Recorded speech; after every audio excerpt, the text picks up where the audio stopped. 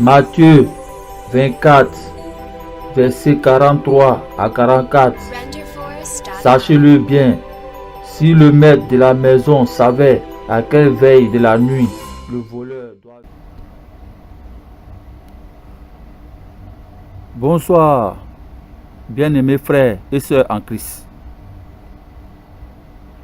Bonsoir à tous les rachetés, à tous les nés de nouveau, à tous les esclaves du Seigneur Jésus-Christ. Je vous salue ce matin dans le puissant et merveilleux nom de notre Seigneur Jésus-Christ. Notre Seigneur et Sauveur personnel, Jésus-Christ de Nazareth, le Fils du Dieu vivant, qui est assis à sa droite et qui règne, et dont le règne n'a pas de fin. Et vous salue ce matin ou ce soir en son précieux nom. Ce nom qui est au-dessus de tous les noms. Le nom de Bouddha, le nom de Allah. C'est ce nom Jésus-Christ est au-dessus de tous les noms. C'est en ce précieux nom-là que je vous salue. Ce message ce soir, ce matin, je m'adresse à tous mes bien-aimés. Ce matin, ce soir, par rapport à la divinité de notre Seigneur Jésus-Christ. Le diable envoie plein de personnes à la perdition en faisant croire par des versets, la Bible, que le Seigneur Jésus-Christ, il est en même temps son Père et en même temps son Fils et en même temps le Saint-Esprit. Amen. Le diable prend ces versets et fait tordre le sens de ces versets dans leur esprit pour les envoyer à la perdition. Parce que si la base de ta croyance est fausse, tout ce que tu vas faire là est faux. Si le début de ta croyance là est fausse, c'est un faux Dieu que tu crois. Parce que si tu crois que Jésus-Christ, il est en même temps Dieu le Père, en même temps Dieu son Fils, ta base de la croyance là, c'est zéro. Et tout ce que tu vas faire après, c'est zéro. Parce que tu adores un faux Dieu. Tu adores un Jésus-Christ qui est rebelle à son Père, qui n'est pas soumis à son Père, qui est égal à son Père. Et pourtant, Jésus-Christ n'est pas égal à son Père. Il a obéi à son Père jusqu'à mourir à la croix. C'est le diable qui a voulu être égal à Dieu. Et il a été chassé dans les cieux. C'est ce soir-là, ce matin, c'est ce message-là. Je viens apporter ma part. Je viens sonner la trompette. Pour que ceux que Dieu a choisis d'être sauvés vont être sauvés en écoutant. Parce que si tu tombes sur cette vidéo-là, ce n'est pas un hasard. C'est parce que l'Éternel veut te sauver. L'Éternel veut t'enlever dans cette perdition. Amen. Bien-aimé, je vais prendre quelques versets que le diable, au moins 2 versets, que le diable prend pour envoyer plein de personnes à la perdition. Nous allons commencer.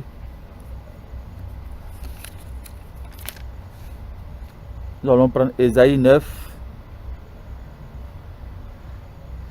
Ésaïe 9.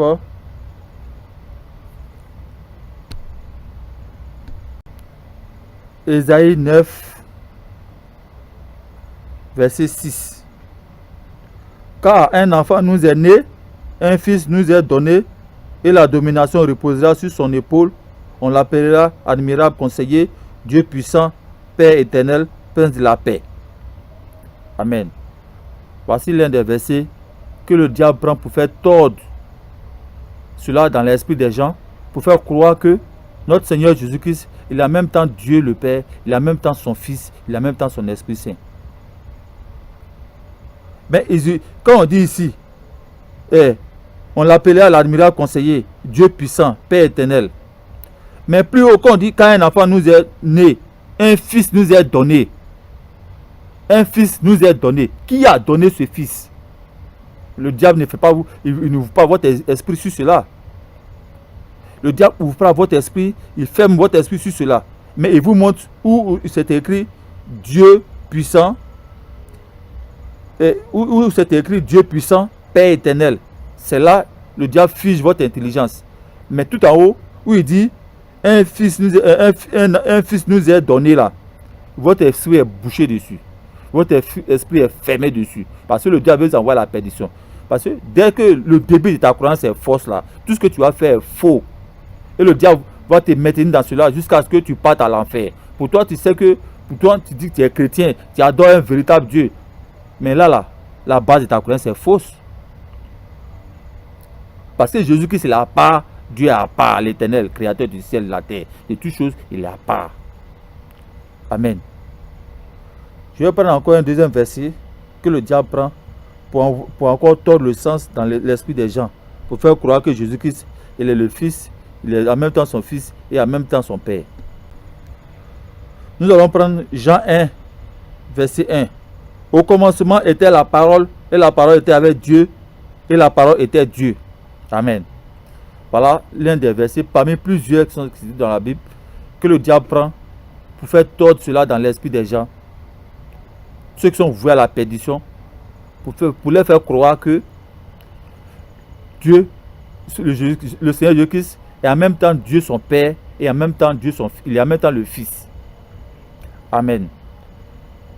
Voilà quelques versets sur plusieurs que le diable prend pour faire tordre le sens de ces versets-là dans la tête des gens, dans l'esprit des gens, pour leur faire croire que Jésus-Christ est en même temps son Père, il est en même temps son Fils. Bien aimé, pour commencer, il faut que nous soyons clairs. Je ne nie pas la divinité de Jésus-Christ. Non. Je vais vous montrer, Jésus-Christ est Dieu. Mais il n'est pas Dieu le Père, créateur du ciel et de la terre. Il est de la race de Dieu. Il est de la race divine. Je vais vous montrer le verset qui montre que Jésus-Christ est de la race divine. Je vais vous montrer le verset qui montre que Jésus-Christ, il est de la race divine. Et il a un Dieu. Nous allons prendre Hébreux 1, verset 8 à 9. Mais il a dit au Fils, ton trône, ô Dieu, est éternel, le sceptre de ton règne est un sceptre d'équité. Tu as aimé la justice et tu as haï l'iniquité. C'est pourquoi, ô Dieu, ton Dieu t'a oint d'une huile de joie au-dessus de tes égaux. Ô Dieu, ton Dieu t'a oint. Ô Dieu, Jésus-Christ qui est Dieu, et son Dieu l'a oint d'une huile de joie au-dessus de ses égaux. Amen. Je ne nie pas que Jésus-Christ est Dieu. Il est de la race de Dieu. Toi, tu es un être humain. Tu es de la race des êtres humains. Si tu as mis au monde un être humain, un enfant, cet enfant-là fait partie automatiquement de la race humaine. C'est un homme, un être humain.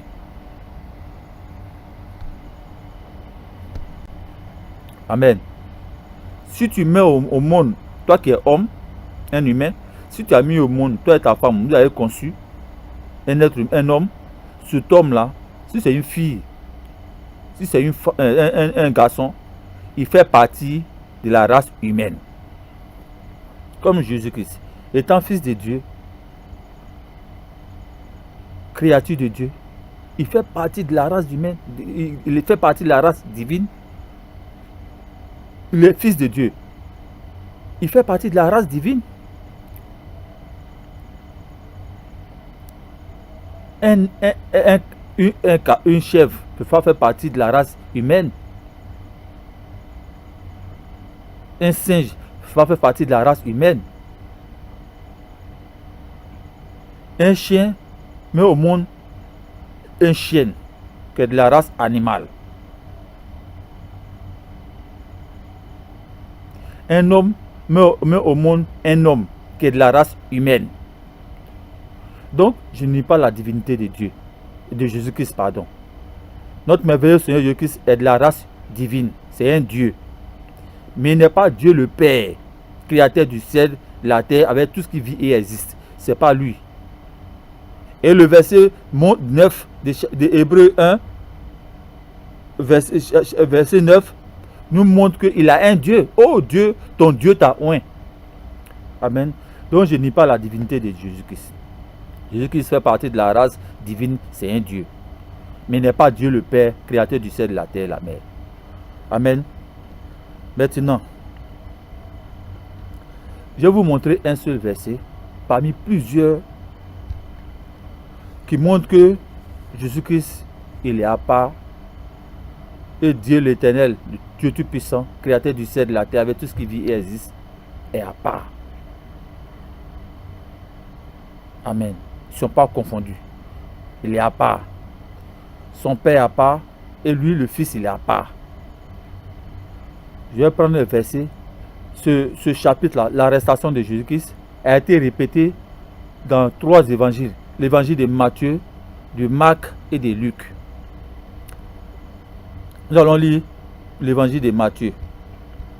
On va commencer par l'évangile de Matthieu. On prend Matthieu 24. Matthieu 24, versets 36 à 46.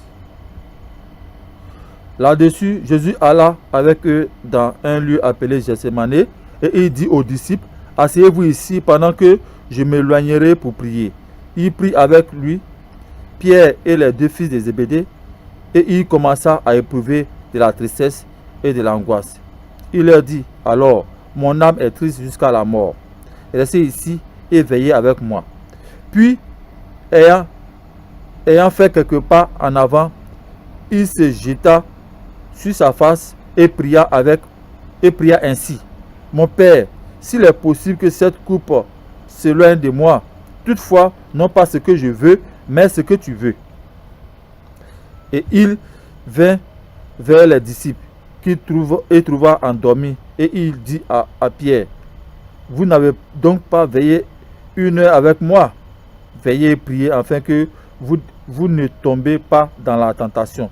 L'esprit est bien disposé, mais la chair est faible. » Il s'éloigna une seconde fois et pria ainsi, « Mon Père, s'il n'est pas possible que cette coupe s'éloigne sans que je la boive, que ta volonté soit faite. »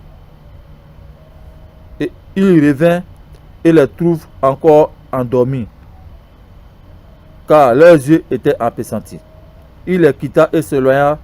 Il pria pour la 3e fois, répétant les mêmes paroles. Puis il alla vers ses disciples et leur dit, « Vous dormez maintenant et vous vous reposez. Voici, l'heure est proche et le Fils de l'homme est livré aux mains des pécheurs. » Amen. Nous allons nous arrêter là pour Matthieu. Nous allons prendre pour Marc. C'est Marc 14, verset 32 à 40. Il allait ensuite dans un lieu appelé Gethsémane et Jésus dit à ses disciples, « Asseyez-vous ici pendant que je prierai. » Il prit avec lui Pierre, Jacques et Jean.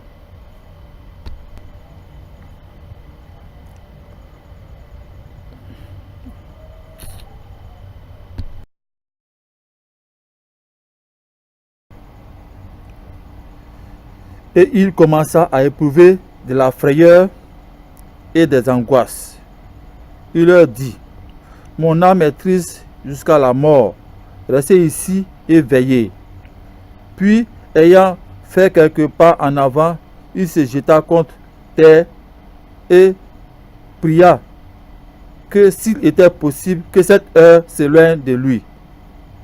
Il disait, « Abba, Père, toutes choses te sont possibles. Éloigne de moi cette coupe. Toutefois, non pas ce que je veux, mais ce que tu veux. » Et il vint vers les disciples qu'il trouva endormis. Et il dit à Pierre, « Simon, tu dors, tu n'as pas pu veiller 1 heure. Veillez et priez, afin que vous ne tombez pas en tentation. L'esprit est bien disposé, mais la chair est faible. » Il s'éloigna de nouveau et fit la même prière. Il revint et les trouva encore endormis, car leurs yeux étaient appesantis. Il ne sut que lui répondre. Amen. Nous allons maintenant prendre Luc. Luc, c'est Luc 22, versets 39 à 46. Après être sorti, il alla, selon sa coutume, à la montagne des Oliviers. Ses disciples le suivirent. Lorsqu'il fut arrivé dans ce lieu, il leur dit: priez afin que vous ne tombiez pas en tentation. Puis il s'éloigna d'eux à la distance d'environ un jet de pierre, et s'étant mis à genoux, il pria, disant: Père, si tu voulais éloigner de moi cette coupe, toutefois que ma volonté ne s'efface pas, mais la sienne. Alors un ange lui apparut du ciel pour le fortifier. Étant en agonie, il priait plus instamment, et sa sueur devint comme des grumeaux de sang qui tombaient à terre. Après avoir prié, il se leva et revint vers ses disciples qu'il trouva endormis de tristesse. Il leur dit: pourquoi dormez-vous? Levez-vous et priez, afin que vous ne tombez pas en tentation. Amen. Bien-aimés, ce verset, ces trois évangiles ont traité le même sujet, l'arrestation de Jésus-Christ dans le jardin de Gethsémani. Nous allons prendre la partie de Luc. Luc a bien élucidé ce chapitre-là. Amen. Voilà l'histoire. Jésus-Christ se sentait en danger. La mission pour laquelle son Père l'a envoyé sur la terre, la mission là allait prendre fin. Mais cette mission doit prendre fin par lui-même, sa mort sur la croix. Par une mort horrible sur la croix, que lui-même il sait comment il allait mourir. Amen. Maintenant, ce moment-là approchait. Ce moment horrible approchait. Il s'est retiré dans un jardin et il a commencé à prier. La parole dit qu'il avait de l'angoisse. Il avait peur. Jusqu'à me dire, alors un ange lui apparut du ciel pour le fortifier. Parce qu'il voyait déjà, étant Dieu, il sait ce qui va se passer. Dans quelques jours, quelques années, il connaît. Donc il savait comment les gens allaient le flageller. Il savait comment les gars allaient le maltraiter. Il allait lui faire porter une croix, ils allaient planter des clous dans ça. Il voyait cela. Bien-aimé, si Jésus-Christ n'était pas envoyé par quelqu'un qui était plus fort que lui, à ce moment-là, il allait désister. Si ça dépendait de lui-même, sur cette mission-là, si ça dépendait de lui-même, il allait désister. S'il était Dieu lui-même qui venait sur la terre pour venir faire ça là, il allait désister. Mais comme il sait que c'est son Père qui l'a envoyé, l'éternel Dieu, son Père qui peut l'exterminer, qui peut le détruire s'il refusait, il était obligé. Il était obligé. Parce qu'il a accepté de venir. Il devait accomplir cette mission. Son Père l'a envoyé pour cela. Donc s'il n'était pas envoyé, que ça dépendait de lui-même, que lui-même il était Dieu le Père, à ce moment-là, le Seigneur Jésus-Christ, il allait refuser. Il avait le pouvoir de les chasser. Il avait le pouvoir de les chasser. Même quand ils sont venus l'arrêter, ils ont dit qui est Jésus-Christ. Quand même Judas a fini de l'embrasser, il dit c'est moi Jésus-Christ. Quand il a dit ça, et tous sont tombés, sans qu'il les touche même, et tous sont tombés. Il les a demandé encore, qui vous êtes venu chercher? Il dit c'est moi Jésus-Christ. Amen. Il avait le pouvoir de les exterminer tous. Mais pourquoi il s'est laissé faire? Parce que c'était une mission. Il y avait quelqu'un qui était plus fort que lui qui l'avait envoyé. Quelqu'un qui était plus grand que lui qui l'avait envoyé. Qui pouvait le détruire, qui l'avait envoyé. Il ne pouvait pas désister de cette mission-là. Bien aimé, ce verset-là montre que Jésus-Christ là, il n'est pas lui-même Dieu le Père. Sa vie dépendait d'un plus puissant que lui. L'éternel Dieu, le créateur de toutes choses, c'est lui qui l'avait envoyé. Il avait peur. Et Dieu me dit, son âme était triste jusqu'à la mort. Il partait prier. La même prière là, le verset dit, il faisait la même prière jusqu'à 3 fois. Tellement il avait peur. Tellement il avait la trouille. Si ça dépendait de lui, il pouvait désister. Mais il était obligé de le faire parce qu'il était envoyé par son papa. Il devait être obéissant à son père. C'était obligé qu'il faisait cela. Amen. Il était obéissant. Il ne pouvait pas refuser cette mission. À la dernière minute, il ne pouvait pas désister. Il dit, l'esprit est disposé, mais la chair dans laquelle il était, cette chair-là, le tourmentait. Il fallait que Dieu envoie un ange pour le fortifier, un frère. Si Jésus-Christ était lui-même, c'était lui-même qui était le Père, Dieu le Père là. Là, cette mission, il allait résister, il allait désister. Il n'allait pas aller demander pardon, Père. Est-ce que tu peux éloigner de moi cette coupe-là? Ce moment-là, est-ce que tu peux éloigner de moi, c'est là? Mais il ne faut pas que ma volonté va faire, mais c'est ta volonté qu'on doit suivre. Amen, bien-aimé. Quand il lit ce verset-là, et puis quelqu'un vient te dire, il prend un autre verset dans la Bible pour te dire que Jésus-Christ, c'est en même temps Dieu le Père, en même temps Dieu le Fils, en même temps c'est lui qui est le Père, en même temps c'est lui qui est le Fils. Mais ça n'a pas de sens. Ça n'a pas de sens. Si tu lis ce verset-là, mais toi, si Jésus-Christ n'était pas envoyé par quelqu'un qui était plus puissant que lui, il allait fuir. Il n'allait même pas accepter. Tu vois ta mort venir en live. Tu vois ta mort venir. C'est pas une mort, une mort horrible venir, un frère. Si quelqu'un de puissant t'avait envoyé là, tu allais refuser. Tu allais refuser. Mais il ne pouvait pas refuser. Malgré qu'il avait peur, son âme était triste jusqu'à la mort, il était angoissé, il était obligé de le faire. Amen. Bien-aimé, moi, ce verset-là, ça me montre que Jésus-Christ là, il dépend de quelqu'un.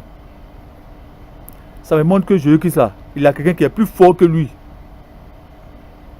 Je n'ai pas besoin de faire école de théologie, ou bien de dormir dans la Bible, ou bien d'une révélation. Non, non, non, non. Ce verset-là, ça me suffit pleinement pour démontrer que Jésus-Christ, il est à part et son Père est à part. Amen. Donc, bien-aimé, ce soir-là, ce matin, je voulais tirer ton attention.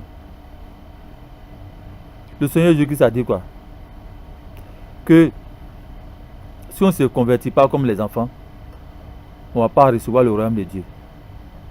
C'est-à-dire un enfant là, quand Jésus-Christ il s'en va prier, et puis il dit son père, l'enfant qui est là ne va pas croire que Jésus-Christ n'a pas de père, puisque devant lui, il prie son père. Un enfant de 6 ans, de 7 ans, qui a arrêté, et puis Jésus-Christ est en train de prier son père. L'enfant ne va pas croire que non, c'est Dieu qui est lui-même là. C'est Dieu même qui est là même, qui est en train de se prier lui-même. Non. L'enfant va croire que réellement Jésus-Christ est un père. Et le Seigneur Jésus-Christ a dit quoi? Tant qu'on ne devient pas comme des enfants, on ne va pas recevoir le royaume de Dieu. Le royaume de Dieu, il faut qu'on soit comme les enfants. Mais si on veut voir le royaume de Dieu avec notre intelligence, avec notre sagesse, on ne va pas comprendre quelque chose. Amen. Quand le Seigneur Jésus-Christ dit qu'il est un père, croyons qu'il est un père. Ne cherchons pas à chercher à comprendre non que c'est mystère. Quand c'est mystère, la Bible même mystère.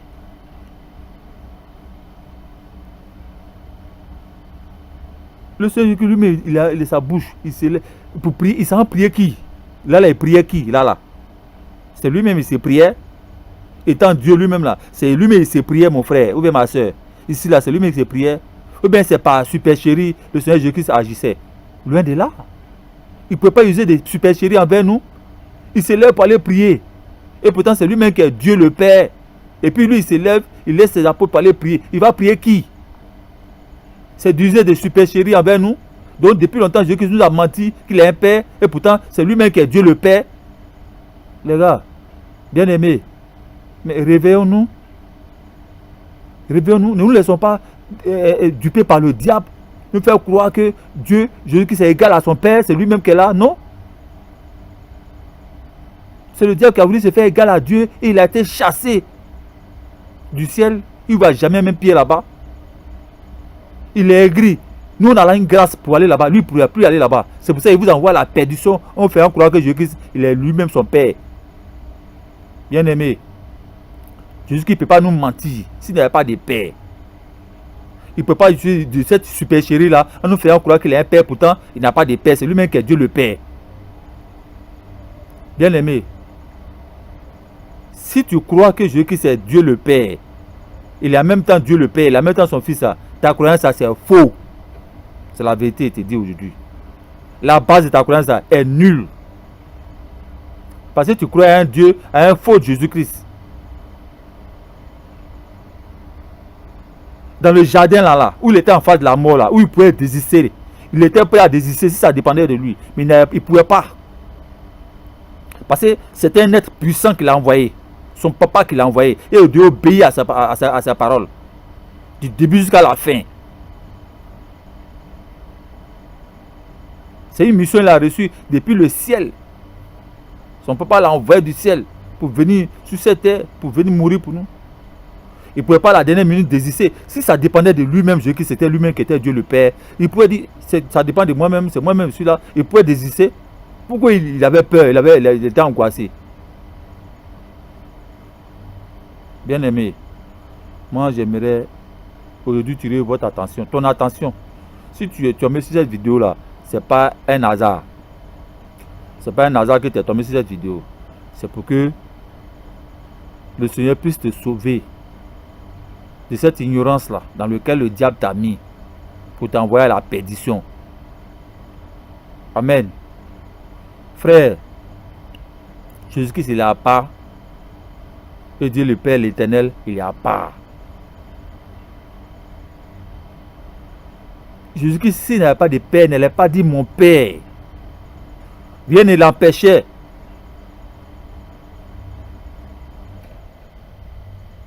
Il ne peut pas user de supercherie envers nous, en nous faisant croire qu'il a un Père, pourtant il n'avait pas de Père. Il ne pouvait pas le faire, il ne peut pas nous mentir. Il voulait dire ouvertement, c'est lui Dieu.